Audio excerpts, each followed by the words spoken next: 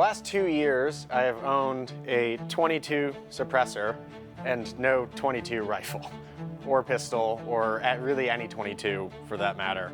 But I've had a can for quite some time and I didn't have a host for it. So after a few months of analysis paralysis, I landed on the Ruger Mark IV 2245 Silencer Shop exclusive.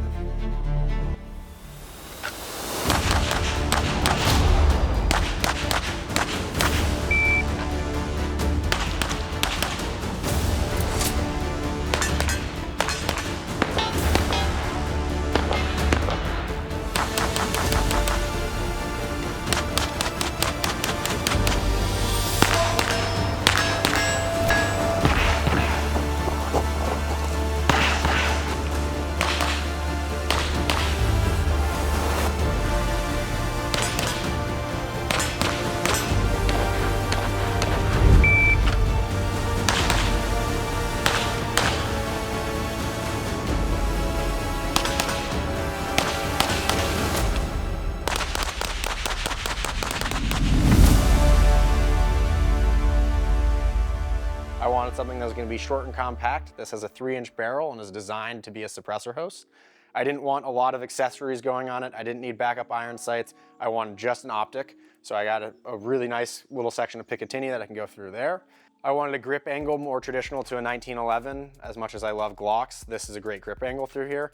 And just something overall lightweight and compact. So I knew exactly what I was looking for, and I reached out to Silencer Shop because I had an idea for some really cool videos, and so I wanted to see if they wanted to work together, and they were super excited to. So they sent us 2 of these for some really cool content you're about to see in a little bit. But I just wanted to give you guys a deep dive as to why I picked this and some of the cool functionality behind it, because it's a really fun gun, and I think that a lot of people miss out on 22, especially when you start to really get into shooting. You're doing a lot of 9mm, 5.56, the little tactical side, or you're shooting distance with 6 arc and all sorts of cool stuff. Going back to a 22 on the range is a great way to enjoy shooting again. A lot of cool stuff you're about to see in this video we were able to do because of some sponsorship. All of the sponsors, and any time that we've ever taken on a sponsor, it's always been a company that we would use normally or have already been using normally. So it's not us shilling any product through there, it's us just aligning ourselves with companies that we truly trust in the product or in their expertise and work with. So I just want to give a quick shout out to a few of these companies because they made a lot of this happen. Q, big fan of their stuff. We bought these suppressors, but we work heavily with Q and we love all of their stuff. So big fan of everyone that's over there and what they're putting out. The Erector is a very cool can and we are big fans of that. All the ammunition that we're using in this video was supplied by Target Sports USA. I've been buying from them since 2018 for a long time, mostly because they were always available. You could find ammo that you were looking for while everyone else didn't have ammo, and they always kept it at a really good price. So big fan of them. We also just like the people that are there. It's a company that we, again, want to align ourselves with because they're just good people. When we were in Vegas for SHOT Show, we actually went to the EOTech anniversary party. Had a really good time there, lots of great people that we got to see. And we were gifted some of their E-Flex sights, the little mini reflex sights. So we are gonna be putting these on our guns. We're just working on getting mounts for them. So that's gonna be the future through there. Not sponsored, but we just really like EOTech, and this is a great opportunity for us to go test them. We ended up buying some of these 7X holsters. We tried to go and find holsters on the market that would go and fit for this configuration, and these guys were the only ones that came up. So we reached out, placed an order for them. Their turnaround is pretty great for custom holsters, and they work fantastic. We can go and run it with the full can configuration or in its compact setting, and it still works, and they mount with all of our Safariland holsters, so those are good to go through there. And last but most certainly not least, the Silencer Shop exclusive Mark IV 2245s. This is what allowed all of this to happen, and this is what made this really fun content that you're about to see through here. So thanks to all of these companies for supporting, whether we just bought the stuff from you guys or you guys sent it to us. We really appreciate it because this, again, brings back a lot of joy into shooting. I know Jared and I will shoot a lot for work, and it is fun, but it also can be exhausting when you're out there for a long period of time. And yes, boo-hoo us, but at the same time, it's really fun to go shoot 22. And it kind of brings a little bit of joy back into a lot of it and gets away from that like serious training. So check out all those companies. We love all of them. We wouldn't be promoting them otherwise. So good people, great products, and let's dive into it. So in the current configuration, little modifications that I've made here just to go and get this to what I personally prefer. The first thing that I did when I got this is I actually removed the ambi safety through here, or selector, so now it is just on one side through here. It's actually a little bit smoother that way, I found, and I don't need it to be on both sides. So every time that I go and draw the gun, I'm gonna go and engage that selector as I draw that gun up. Added a little bit of Howie's hockey tape through here, just the cloth model, just to give it a little bit more tact as I'm going through, especially if it's gonna be humid or my hands are gonna start to get sweaty. This gives me a little bit more contact through here and grip, which overall just makes for a better shooting experience. On the front end, we have the Q erector. I am typically running it in the shorter configuration through here, although if I'm trying to be spooky quiet, I'll use all of the baffles that I have. When it comes to running drills and stuff, like you'll see, this shorter configuration allows the shot timer to actually pick it up a little bit while still remaining really quiet, and just makes that shooting experience a little bit better, especially drawing from the holster. I can be a little bit quicker as I have a lot less material that I have to clear in comparison to using the full baffle stack. On the gun itself, I have a Trijicon mount with a Trijicon RMR. I had one of these sitting around. It was mounted to one of my optics before, my 1:6, and so I took it off of that because I didn't need that at the time. Moved it onto this because this color combination is pretty darn sexy, and so it's kind of a perfect fit while we wait on a mount system for the E-Flex. Overall, just tried and true optic. I don't really have to worry about recoil or losing the dot through here because it's 22, and there's just not a lot of recoil through here. Overall, pretty low profile and signature to here, so that way it's not gonna go get in the way of the holster, and I can go run drills. I can go use this in the field for whatever it is and go from there. I also went and filed back these little sections here, these sharp razor blade edges. I rounded them a little bit, so that way as I go and run this charging handle, if I were to guide this forward by accident, I'm not gonna go and pinch my fingers and cut into them. I think that just from the factory, they're just extremely sharp. They're a little bit like razor blades. So I just removed a little bit of that pain through there. One thing that's taken a little bit of getting used to is the trigger in this gun. It's not a bad trigger, but you run into this one little obstacle. If I don't have the magazine in through here, I can put this on fire, and no matter what I do, this is charged, I cannot break that trigger. So the only way that you can get this to fire is if you go and insert a magazine. For all the 22 people out there, I won't dry fire this right now.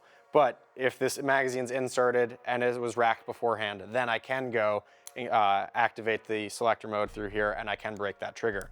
One of the downsides about this is that you have more resistance when you're pulling the trigger, even if you have ammunition in the gun now.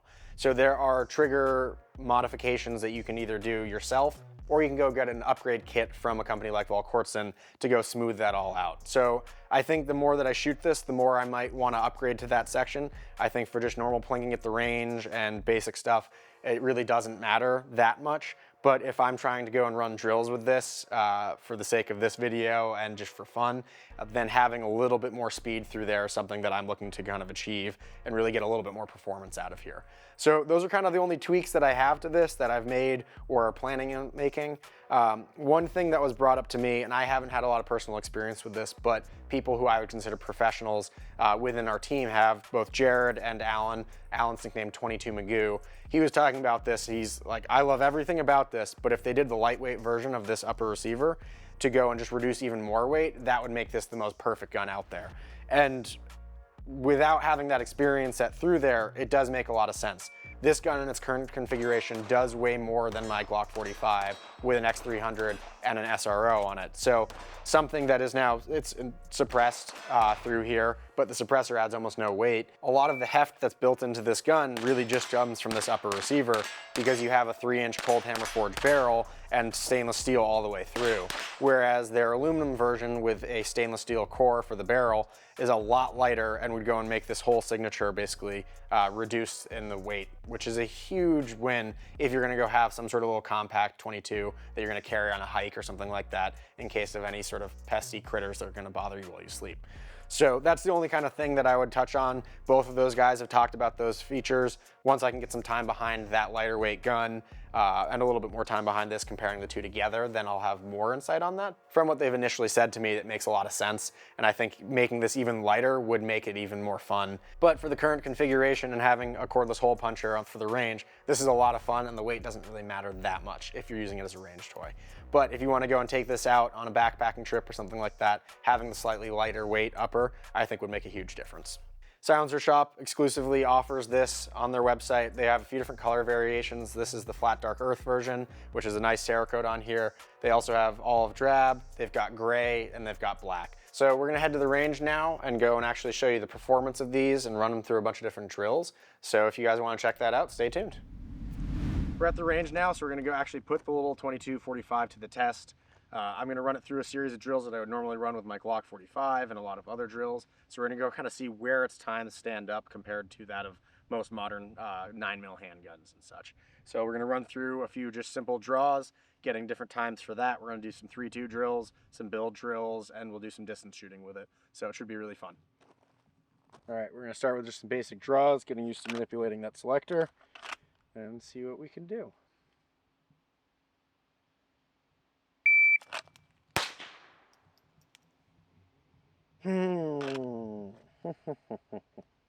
That timer didn't pick it up because it's too quiet.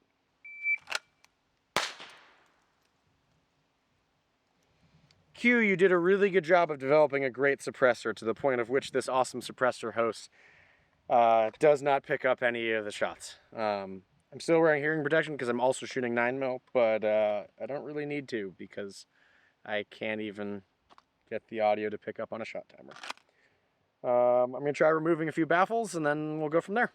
All right, round 2 of this, I have shortened the baffle stack to literally have one baffle aside from your blast baffle. So this time it actually picks up the shots, so it's a bit louder, but still quiet compared to a lot of other guns that are out there. But this should allow me to go and run the drills and actually get some content and data behind using the shot timer. So we're just gonna start, single shot to the chest, A zone from, I think this is 5 yards. All right, 103. It's gonna take a little getting used to. This is a very different grip angle compared to a Glock. 0.99. 0.87, but I threw it. That was a Charlie. I definitely felt my sweat. My grip wasn't great on that one, so I can call that one. It was a 114. Thumb got a little bit caught going for the selector on that one, so we'll go again. That was a 0.88. That felt much better. As I brought the gun up, I was able to hit my selector and get that shot, and that was an alpha. So 0.88 is the fastest time to beat. That's accurate. On average, we're going between a 0.9 and a 1, kind of in that range. So I would say it's a sub-second gun for my draw right now with this holster and manipulating the selector at this distance. Only one drop shot, and that was one that I called. I fumbled that one trying to go too quick. So pretty happy with that. So that goes and covers just some basic draws from the holster. We're gonna go switch and we're gonna run a little 3-2 drill. So we'll see how that trigger really is.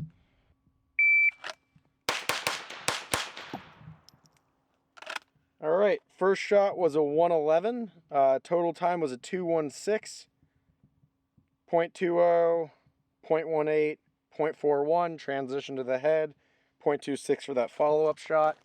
All alphas for the A zone here. My secondary shot was a little bit low on this one. First shot was good in the A zone, second shot was low. But a 216 for the first time running this. This is the first 2-3 drill that I have run with this gun, and I will say that's pretty fucking good. So I think we can definitely get that time down. So the fun part about this is I know I have exactly 2 of these drills that I can run at a time because I only have 10-round magazines. There is one in the chamber already though, so.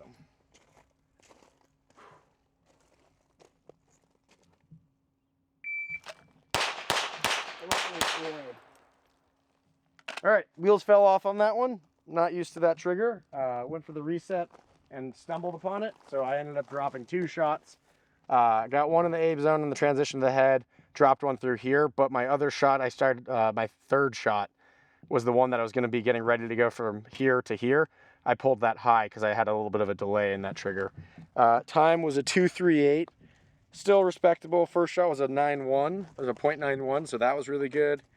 0.36, 0.34, got hung up on the trigger, 0.47, then 0.30 for the final shot. So I'm gonna mark these and we'll run it again.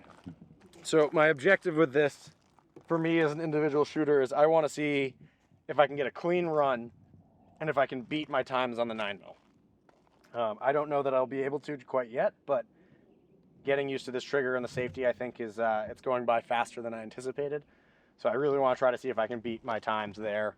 At least get one good clean time for the record with this gun, and yeah, no drop shots.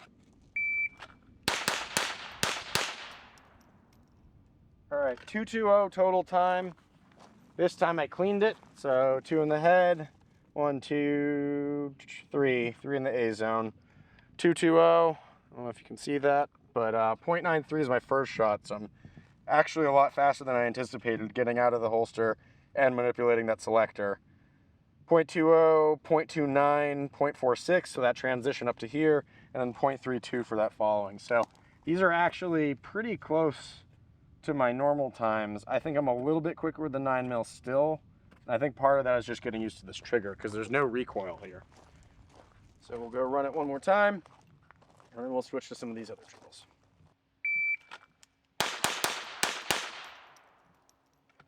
All right, not great on the draw, getting that through.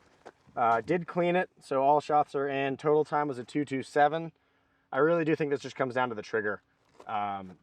It's really easy to manipulate. The recoil is next to nothing. But I think that trigger has a bit more slack and the kind of buildup than I'm used to. 117 on the draw, so I can shave that down a little bit. 0.24, 0.20, 0.39 from here to here, and 0.27. So the splits are getting better. I think it's just going to take some getting used to with this trigger. So I'm not quite used to this just yet. The recoil impulse is a little bit different than the 9mm, especially without the slide reciprocating. Tracking the dot is nice because it's not moving, and I don't think that I've ever really had a handgun that hasn't had a reciprocating slide. So I think this is the kind of first for that. So I'm getting used to that component of things. The ammo that we're running is the CCI Mini Mag 22 LR. It's a little Target 22 copper-plated round nose. Target Sports USA was graciously Target Sports USA sent us this very kindly to go and use for these videos, and it's been running great. I think 22 as a whole is a really awesome caliber just because most of the ammo is going to run out of your gun, and you're going to have a great time doing it the entire time. So yeah, but it is a little bit weird getting used to this trigger and this grip angle. I think the grip angle's throwing me off the most. 3-2 drill, got a clean time on that one. We're averaging about like a 2.20 kind of range, which is a little bit slower than what I can run on my 9mm normally. So I think a lot of that comes down to manipulating that safety, but really it's just that trigger. And I can't really ride the recoil up, so I'm actually having to move the gun up, which is a little bit different. Next drill I'm going to be running is just a bill drill, so I will have to reload every time because it's going to be 6 rounds.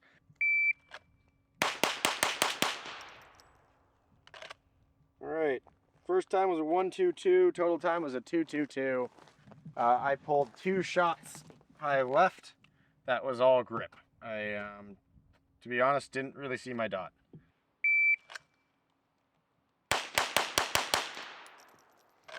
So that was me not popping the safety all the way off.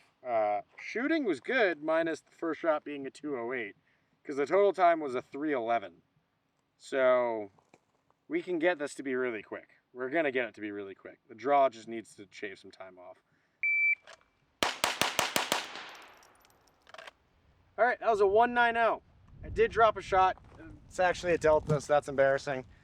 And I think that was my first shot because I got the selector off, and then I broke that shot, and then I corrected everything over. I'm actually really excited for this because I think I can run this gun really fucking quick. This is truly where this gun excels because there's no fucking recoil. So I'm just tick, tick, tick, tick, tick, tick, tick. So once I get on target, as long as I don't do something stupid and break a shot early, I think I can clean this out, and I can get sub 2 seconds, which is a great bill drill time. That was a 177. I think I dropped 1 Charlie. So 1 dropped shot, and I just ran a 177 for total time. So this is gonna get really fucking quick once I can get that down. 0.92 is the first shot, .21, .16, .15, .17, .16. Yeah, we're gonna get this. 189. I'm snapping off the gun a little bit quick, so I need to stop doing that. I need to keep it out. Don't build a bad habit, but, one Charlie.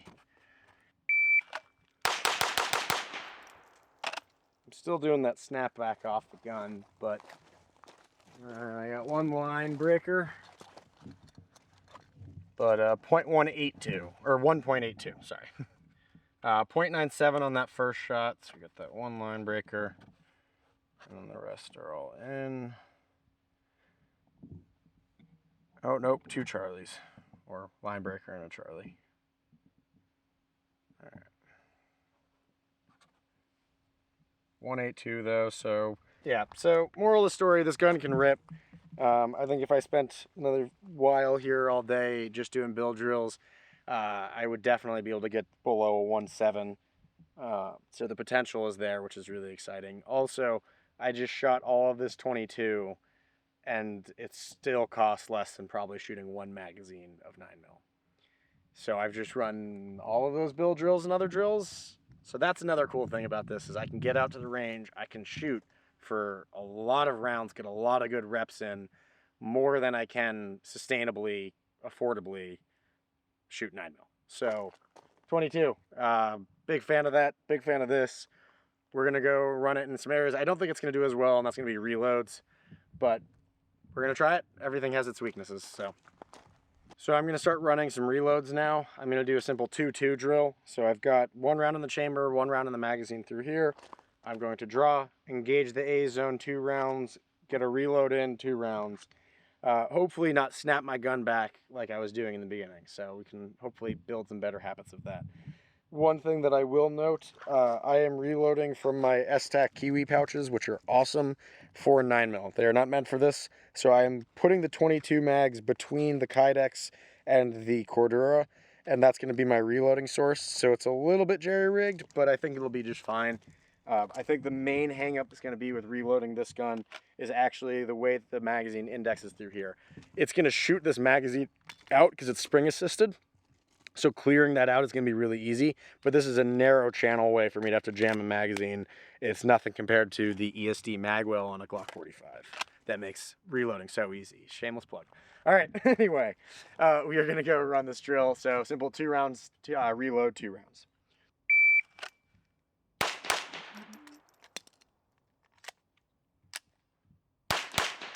All right, a few little things to note from that first time ever doing a reload through this. Magazine ejected beautifully, so getting the gun empty was awesome. What we ran into is that my thumb doesn't reach the drop, the bolt release, I guess, charging handle release, whatever you want to call that. I can't reach that as easily as I can on my Glock, so I have to rotate the gun more to apply more pressure to there. And even though I got the magazine in through here, it's hitting off of,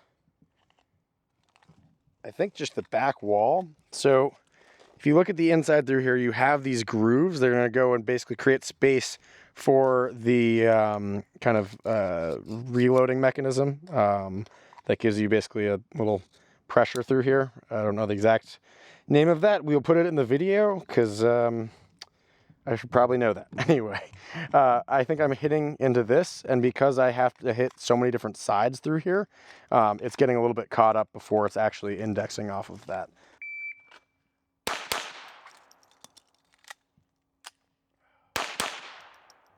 Reloading, I think, is the only downside of this handgun so far. And to be honest, it wasn't designed to be for fast reloads, but I think that I'd like to be able to get a little bit quicker with it all. That time was a 5.19, so much better. 1.27 on the first shot. 0.24 reload is a 3.44, so still quick on the, or not quick on the reload, still slow on the reload. A lot of that time comes to actually dropping the release through there, and then 0.24.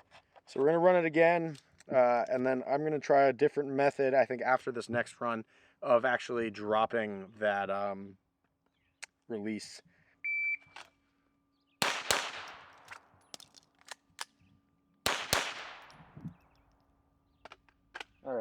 little bit slower and controlled than that one. Total time was a 5:09, 1:59 on the first shot, 0.28, 2:96. So I've shaved off 2 whole seconds since the first time that I ran this for a reload.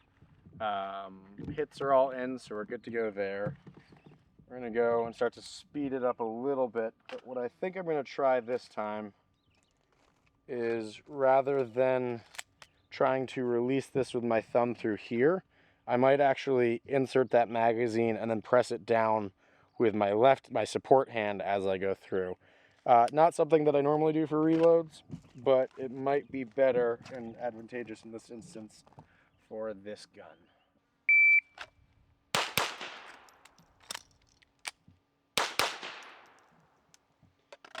4.52, first shot was a 1.27, split 0.22, 0.23, 2.8 on the reload. So we've gotten sub 3 seconds on the reload. 0.22 final time was a 4.52. So a 2.80 on the reload. Not terrible, but that is definitely the weak point of this gun when it comes to using it as a range training device through here. Being able to actually drop the selector, or the safety here, not the safety, slide catch here. I'm having issues of actually being able to get the leverage that I need to on that to release that. So I'm hoping with time that'll get a little bit easier. But I just can't quite get my hand around to get enough leverage, because typically, like on a Glock, that release is a little bit more of kind of split in the middle of this, making it a little bit easier to go and adjust. So we're right there though. The gun does shoot great. We're gonna run it through a few other drills, not just the static shooting at paper, but we're also gonna go run some just 9mm Glock handgun drills, so you can kind of get a comparison between these two worlds. Have you not seen or if you haven't seen my shooting before? So we're gonna dive into that in a moment. We'll do some plinking on the range, run a few different little competition drills that we'll run with handgun with 9mm as well, and go from there. So I'm running a little drill here. We've got a yellow IPSC target, a red IPSC target, a blue IPSC target, and another blue IPSC target. I'm going to start the drill within this. I have to start within this square, and then from this square I'm going to engage yellow and red. I can engage blue once I am out of this square, so I'm going to engage blue moving through here, and I have to engage it from that far side through there. So I'm going to game it a little bit, and I'm going to get set basically on the inside of the fault lines, so that way after I engage those two targets, I can simply step out and start making my shots as I get ready to go to that last target for my limited window of opportunity through here.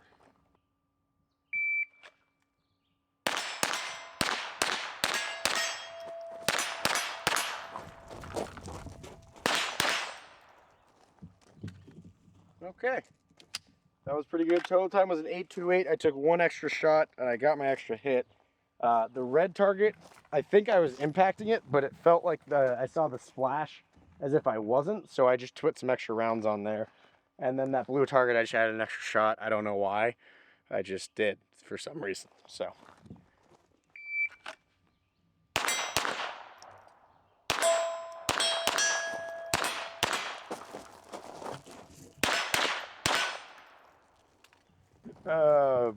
First shot was a 161, 0.41, 153, 0.79, 0.38, 0.87, 0.49, 221, which is that transition there, and then 0.930 and 0.52. Other than me missing some shots, pretty good run. The gun is very easy to shoot, so this is definitely fun. Again, I really do think that like 22 is one of the best range toys, because you can shoot all day, not break the bank, and still get really good training in. What I mean by that is I'm running a USPSA drill right now. I have multiple targets that I have to engage. I have to shoot and move. I have to shoot on the move. I have to do all the things that I would do in a competition. The only difference is I'm spending pennies per round, not cents per round, if that makes any sense. So I'm getting all the same training that I would need to prepare for a competition, but I'm doing so at a fraction of the cost that I would normally do in shooting 9mm. Obviously, shooting 9mm, if that's what you're going to be using in the competition, has its purpose. I also don't think I could have enough knockdown power with this 22 to go and take out a plate rack or anything like that. But this gives me a lot of the mechanics that I need and I would be normally using in preparing for competition. But it's a lot better on my wrists. My wrists aren't going to be sore by the end of the day, and I can get a lot more rounds out, so it's better for the body and for the wallet, which I think the wallet hurts the most normally.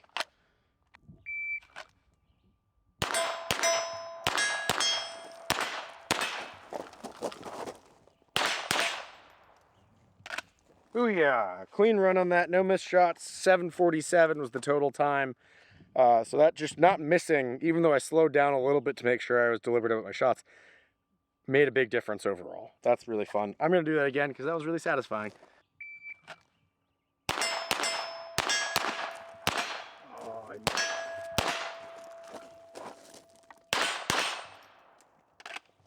All right, 830, one extra shot because I missed it on the red. I'm determined to get this clean and fast.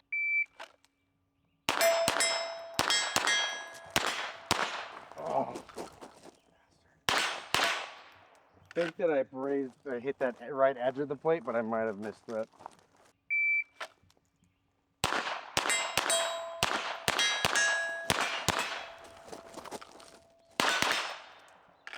.752. Not quite having to go and miss 2 shots. Definitely shot me in the foot on that one. But yeah, this gun's really, like, it's almost, I think I'm so used to a lot of recoil that I'm almost overdriving the gun. So it definitely takes a little bit of getting used to with it, but this thing's fun. All right, so we ran all the drills with the little 22. Now I'm gonna switch to go with my trusty Glock 45. I'm probably gonna not run them nearly as much as I need to because I run this gun all the time. So we'll just go through, get a few just single shot draws, and then we'll run to the 3-2 drill here at the 5, then jump to the bill drill, and yeah, go from there. .97, 105, .98, .94. So I was a little bit quicker on some of the shots. Like a few of the little 22 shots I got out a little bit faster. Yeah, not a huge difference to that. We're gonna go run the 3-2 drill. I think this is where we're gonna start to see some more changes.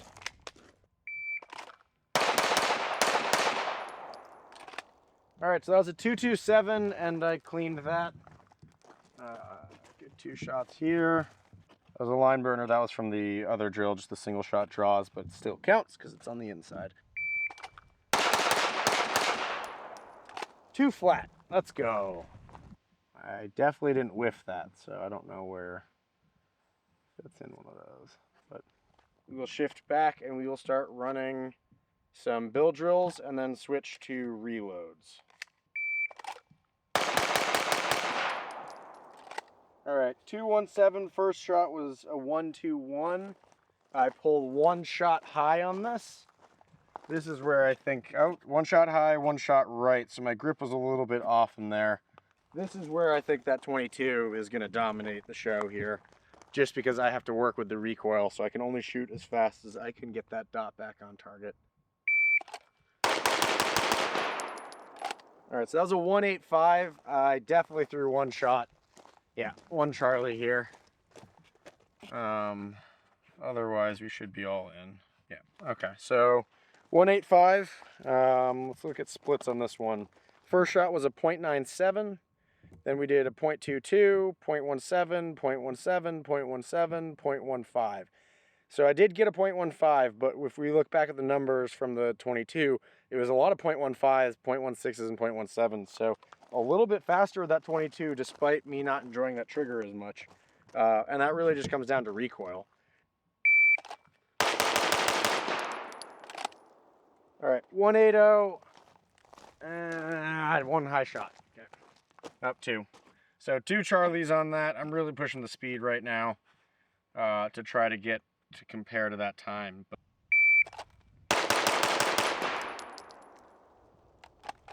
187, so pretty good. Not great on the paper though. 1 layer, 2, 3, 4. A lot of high right for some reason, so I need to aim a little bit lower left. I think going back from that grip angle's throwing me off a little bit, but so not super clean. First shot was a 1-0. .19, .17, .16, .17, .18. So relatively consistent. But yeah, I think I can shoot that 22 faster and more accurately when it comes to a bill drill. My draw now is definitely more consistent and faster. And that comes from not having to manipulate a safety and being used to finding my dot with the Glock grip angle, not used to being able to the 1911 style. Let's switch over to some reloads now. So we will go and practice those. So from the draw, 2 shots to the chest, reload, 2 shots to the chest.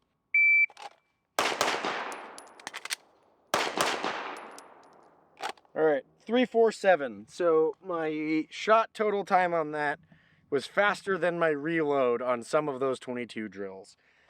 First shot was a 105.23, reload was a 192, so a bit slow for me, 0.27, and yeah. Accuracy, I might have pulled 1, but I think I actually, nope, no, I kept them all in, I think. Yeah, we're gonna run it again, but I think that I might be able to beat, I think the reload that I got was like a 2.9 as the fastest or something like that.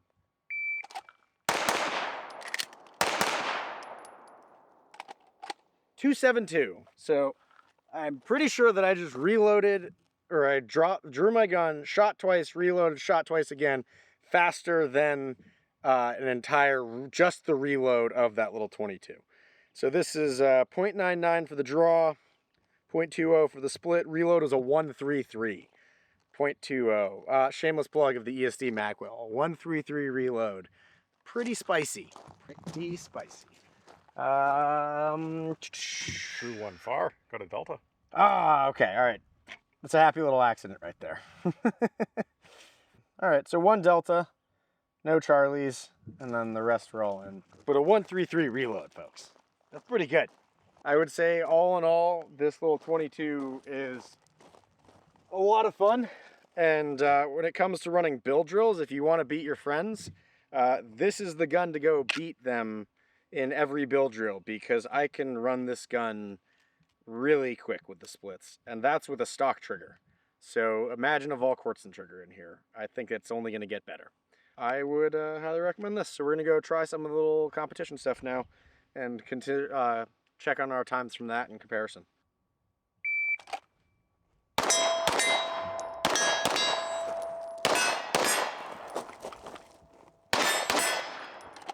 .766. Okay, that's more like it.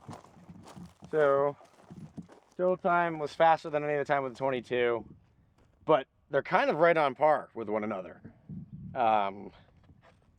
This really just comes down to mechanics and moving. Like, yeah, there's some recoil control through there, but a lot of this just comes from positioning and being able to shoot on the move. But I really don't know that there's a huge difference, which is really exciting considering I can go shoot a 22 and train this same drill for a fraction of the cost, and potentially do it without hearing protection because I can be running it suppressed. Now, if I do that, I can't get the timer. So ups and downs with that side, but yeah. All right, let's try to shave off a little bit more time.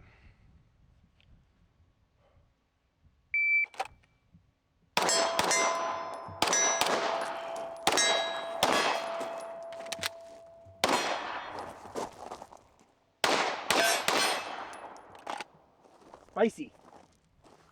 This gun's getting hot in the hands.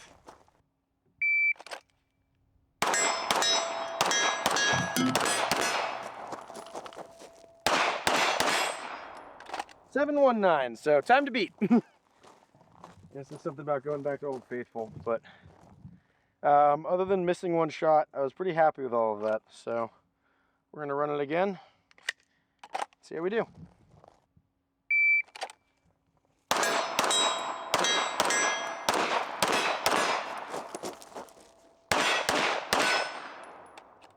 .783, missed 2 shots again, just on the walking move, and then I just drove my gun a little bit too quickly for the recoil. Do the same, but we're gonna get a reload partway through.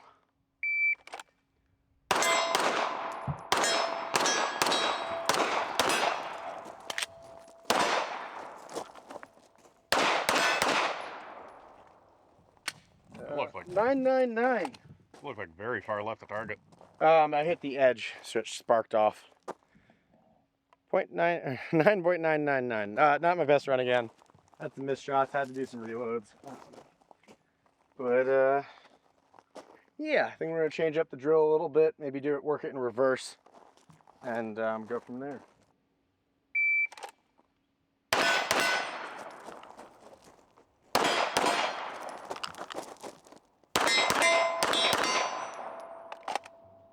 That was a lot harder in reverse.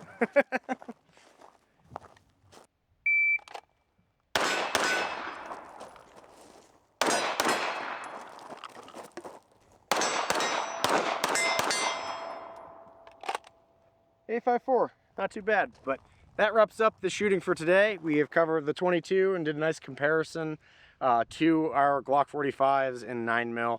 All Glock 45s are 9mm, I don't know why I said that, but either way, we compared the two, 22 versus 9mm for modern guns, and I think the 22 overall is a fantastic range setup. It allows you to go and train at a fraction of the cost of running a 9mm gun or a 45 or even 40 or anything like that.